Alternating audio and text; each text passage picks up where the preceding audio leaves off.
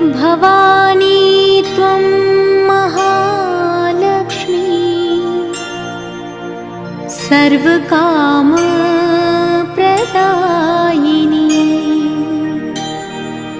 सुपूजिता प्रसन्न्यासा त्वहालक्ष्मे नमोऽस्तुते। भवानी त्वं महालक्ष्मी सर्वकामप्रदायिनी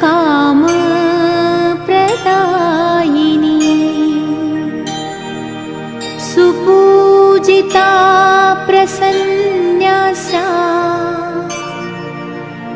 त्वहालक्ष्मे नमोऽस्तुते।